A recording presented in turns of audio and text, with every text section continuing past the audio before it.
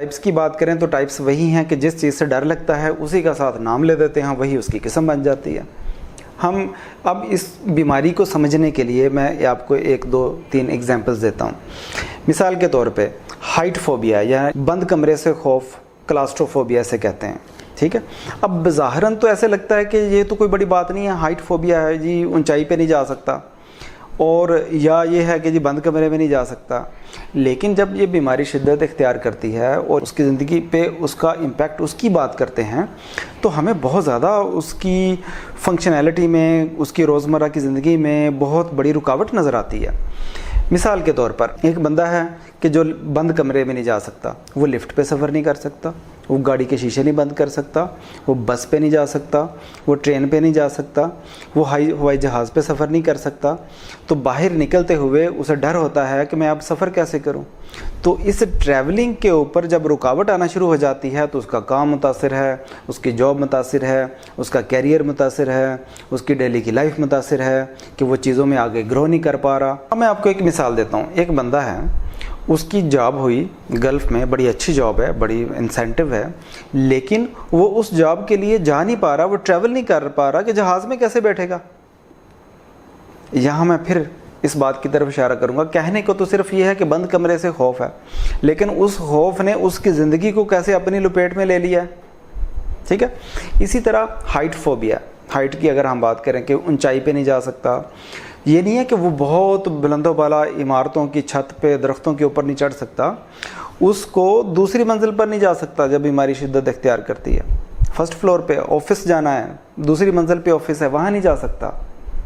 न सिर्फ ये कि वहाँ नहीं जा सकता, कि इस सोच का ख्याल ही कि मैंने वहाँ पर जाना है, अगर दोस्तों के साथ जा रहा है, किसी प्लाजे में जा रहा है और उसको पता है कि स्टेयर चढ़नी पड़ गई हैं, तो वो उसकी वजह से वो वहाँ पर नहीं, सिर्फ ये कि वहाँ जाना और खौफ होना, और कहाँ ये कि सिर्फ उसका जहन में ख्याल आना और तबीयत ख़राब हो जाना, घबराहट हो जाना और ये चीज़ें, इसको हम कहते हैं फोबियाज़। अगर हम इसकी इलामात की बात करें तो इलामात बहुत हद तक जिस्मानी होती हैं, खौफ तो है ही है, लेकिन जिस्मानी इलामात आती हैं, और ये जिस्मानी इलामात जो बाकी के एंग्जाइटी डिसऑर्डर्स हैं उनसे मिलती जुलती हैं, लेकिन होंगी तब जब उस सिचुएशन में बंदा जाएगा।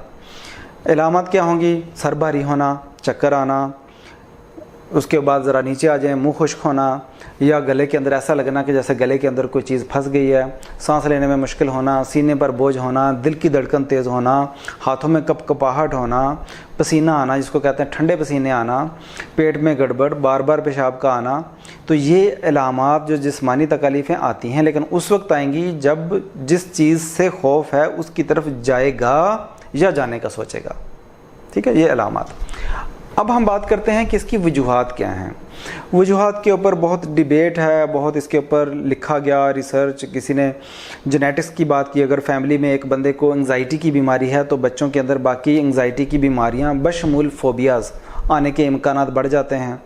इसी तरह कुछ लोगों ने, रिसर्चर्स ने इसके ऊपर बात की कि जब बच्चा किसी एक चीज़ से उसका यूँ कहें कि उसका एक्सपीरियंस ऐसे होता है, मिसाल के तौर पर बच्चे को किसी बिल्ली ने काट लिया तो उसके बाद काटने से जितनी भी वेलवेटी चीज़ें हैं, सॉफ्ट चीज़ें हैं, उससे खौफ डेवलप हो गया। इसी तरह किसी खबर के अंदर सुन लिया किसी को छत से छलांग लगाते हुए, गिरते हुए, बिल्डिंग को गिरते हुए, तो कोई ना कोई ऐसा इवेंट हो सकता है कि वो मरीज़ को उस वक्त याद भी ना हो कि वजह कैसे बनी थी, डेवलप कैसे हुआ था, लेकिन कुछ ना कुछ ऐसा ज़रूर एक्सपीरियंस इवेंट खुद के साथ या किसी दूसरे के साथ हुआ होता है जो कि अनकॉन्शियस के अंदर बैठ जाता है। अब हम आते हैं कि इसका इलाज कैसे करना। इलाज तो उसके 2 तरीके हैं। एक होता है कि बगैर दवाई के इलाज, उसको हम साइकोथेरेपी कहते हैं, और दूसरा होता है कि दवाई दी जाए। ये तकरीबन सारी जहनी बीमारियों में ऐसा ही है। किसी बीमारी में दवाइयों की अहमियत ज़्यादा है, पहले दवाइयाँ देनी पड़ती हैं, और किसी में दवाइयों की ज़रूरत बाद में पड़ती है कि अगर बगैर दवाइयों के इलाज का तरीक़ाकार काम ना कर रहा हो। एंग्जाइटी के इलाज की अगर हम बात करें या ख़ास तौर पे फोबियाज़ की बात करें तो इसमें बगैर दवाइयों का जो इलाज है उसमें सबसे पहले जो चीज़ होती है वो है रिलैक्सेशन टेक्निक। ये इससे पहले भी 1-2 वीडियोस में शायद हमने इसके ऊपर बात की है, उसको अलग से हमारी वीडियोस इसके ऊपर मौजूद हैं, वो भी आप दे सकते हैं। एक को हम कहते हैं PMR, प्रोग्रेसिव मसल रिलैक्सेशन, और दूसरी होती है ब्रीथिंग रीट्रेनिंग।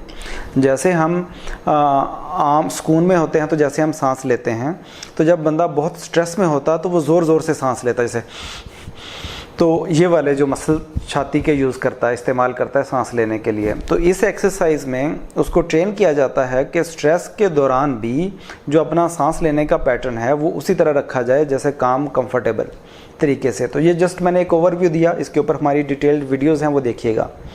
इसके बाद जो अगला मरहला आता है इस बीमारी के इलाज का बग़ैर दवाई के, वो ये आता है कि जिस चीज़ से फोबिया है उसकी एक लिस्ट बनाई जाए कि एक तो लिस्ट बनाई जाए किन किन चीज़ों से डर लगता है, दूसरा उसकी शिद्दत, किससे कम डर लगता है किससे ज़्यादा, और फिर जिस चीज़ से भी डर लगता है उसकी भी एक तरतीब बनाई जाए कि मसलन सोचने से कितना डर लगता है, उस जगह को देखने से कितना डर लगता है, उस जगह पर पहुंचने से कितना डर लगता है।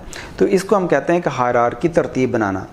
तो डर का हल ये होता है कि जिस चीज़ से डर लगता है वहाँ जाएगा तो डर ख़त्म होगा ना, उस चीज़ को फेस करेगा तो डर ख़त्म होगा। तो इस टेक्निक को हम कहते हैं डीसेंसिटाइजेशन।